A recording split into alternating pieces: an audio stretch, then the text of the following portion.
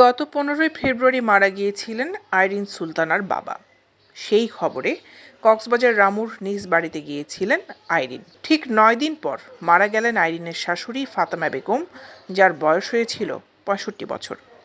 সেই খবরে 6 মাসের বাচ্চা নিয়ে শ্বশুর বাড়ি ফিরছিলেন আইরিন, কিন্তু ফেরার পথে সড়ক দুর্ঘটনায় আইরিন ও তার 6 মাস বয়সী ছেলে আহসান নিহত হয়।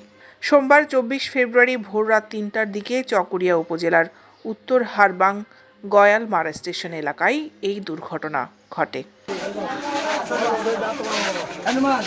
একই দুর্ঘটনায় গুরুতর আহত হয়েছেন আইরিনের কলেজ পড়ুয়া ভাই আবিদ।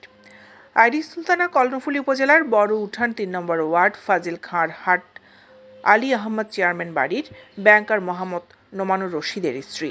2023 সালে সামাজিকভাবে তাদের বিয়ে হয়। কক্সবাজারের রামু এলাকায় আইরিনদের বাড়ি।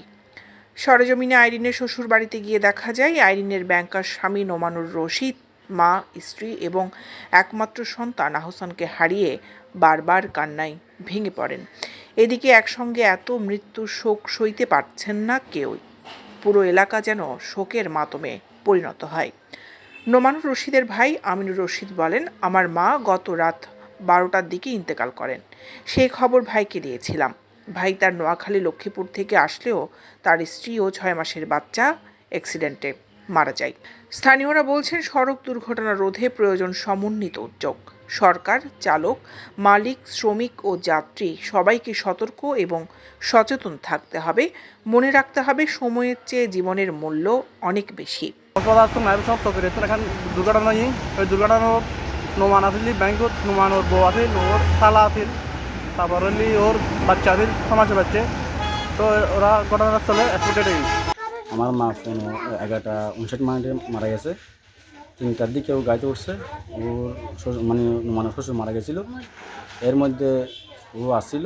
বন্ধু নোমানের স্ত্রী এবং তার 4 মাসের ছোট বাচ্চাটি মৃত্যুর দলে পড়েন এবং তার সাথে একজন তার শালেক ছিলেন, উনিও একেবারে মৃত্যুর সাথে পাঞ্জা লড়ছেন। সবাই শোকাহত, সবাই যাতে দোয়া করবেন যাতে ওদের জান্নাত বাঁচি হোক। মানে পুরো এলাকায় তো অবশ্যই শোকাহত এই জিনিসটা লড়ে, কারণ হলে এরকম ঘটনা মোহাম্মদ দিন ঘটার আগে একই পরিবর্তন 3টা লাশ একসাথে বেরোন। চিরিঙ্গা হাইওয়ে থানার ভারপ্রাপ্ত কর্মকর্তা ওসি মোহাম্মদ আরিফুল আমিন বলেন, বাস ও ট্রাকের সংঘর্ষে মা ও শিশু নিহত হয়েছেন।